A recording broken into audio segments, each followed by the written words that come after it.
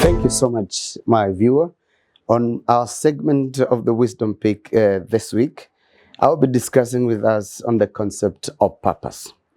It is important for every one of us to understand that every production on the face of the earth happens on the premise of purpose. Everything, literally, that you see, it was done with a purpose in mind.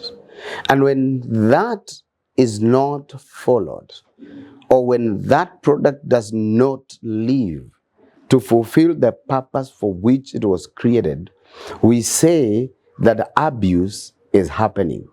So now it is important, therefore, equally for every one of us to understand that you were created for a purpose.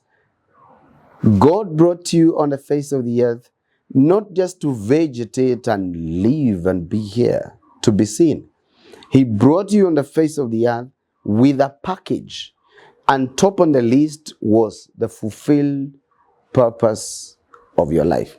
Now, if you don't therefore actualize the purpose of your life, you live an abused life. Chances are you'll be used for every other thing apart from the reason why you came.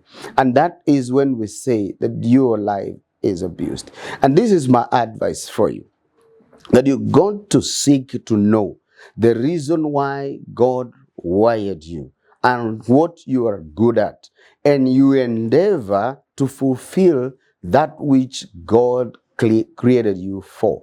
Because unless and until you are able to do that, you will live an abused life. And it is happening all over the world. There are so many people who are not living for the cause for which God wired them for. And such people are the ones who are unfulfilled. And because of them being unfulfilled, they end up into different indulgences, seeking to fill the void that they feel in their life. Somebody who is living in an unfulfilled purpose of life, they will be having a lot of other devices and other mechanisms to fill the void in their life that is occasioned by the lack of a fulfilled life. So some of them get into alcohol, some of them get to substance abuse, some of them get into, like reckless kind of living, because there is a void in their life that cannot be filled by anything else but a fulfilled purpose. They say that if you do not live within the premise of your purpose, abuse is inevitable. Abuse is inevitable. Now, the good book says that God is able to do all things and that none of his purposes can be thwarted from him. That is very profound to understand, that when you ride on this vehicle called the purpose of God, there will be no mountain, there will be no higher thing that you cannot be able to surmount, because purpose has a way of attracting resources your way. When you're within the premise of your purpose, it has a way of attracting the right people to you. When you live within the premise of your purpose, it has a way of creating opportunities for you. When you live within the premise of your purpose, it has a way, of opening you up into great realities and great opportunities. But the big question now here is, why is it that we have a huge crowd of people that have never realized or fulfilled their purpose? It is because of number one, there is the cause of fear. There are too many people who are fearing to venture into what they are wired for. Somebody said, fear, they form an acrostic which says, fear is false evidence that appears real. Fear is false evidence that appears real. When fear grips your life, it occasions around you some evidences which appear so real, but in essence, they are just not true.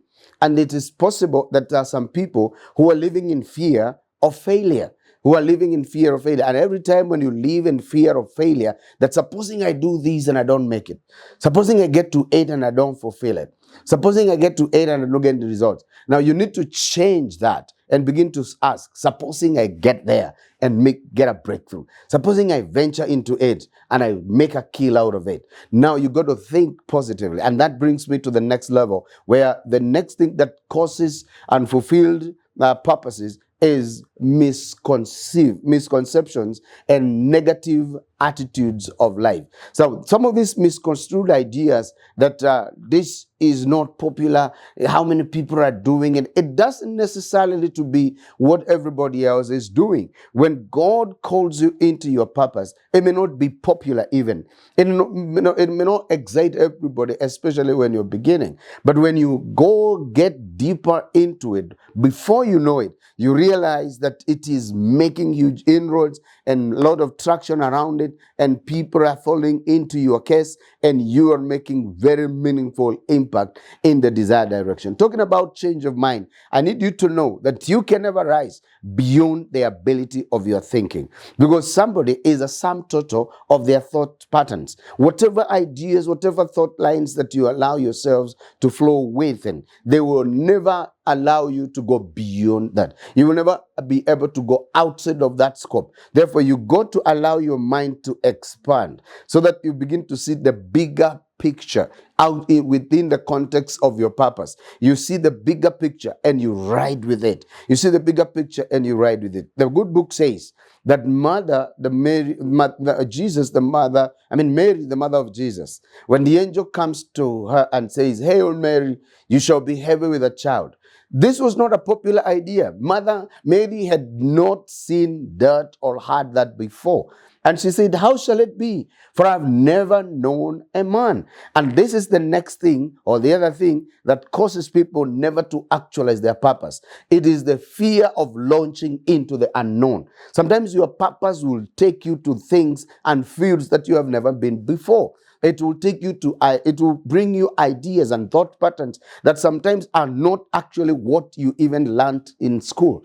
And the Bible says, Mary asked, "How shall it be? For I have never known a man." It appears like Mary was getting into some uncharted waters. These are areas she has never been, or she had never been before.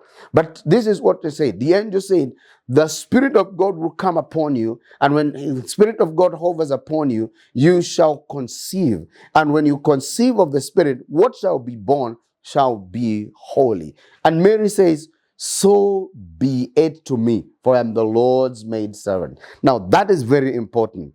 To believe that the Lord who calls you into something has the power and the ability and the will to help you to live within and to actualize and to fulfill the destiny and the purpose for which God wired you.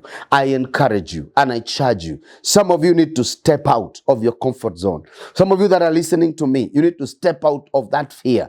You need to get out of those negative evidences that appear so real to you that you believe you cannot make it. Some of you don't believe that you are wired for anything good and better. Now you need to begin to believe and step out. Get yourself to launch into that world of the unknown and believe that the one who calls, he will lead, and the one who leads will help you to fulfill and actualize the destiny for which he has called you for. I charge you by God, you are wired for bigger and better. Some of you that are listening to me here, you have delayed for too long to get to where God is calling you because you don't think it is popular. Maybe not many people are comfortable with the idea. They don't have to be comfortable with it. If it's God's will, it is God's will. God bless you.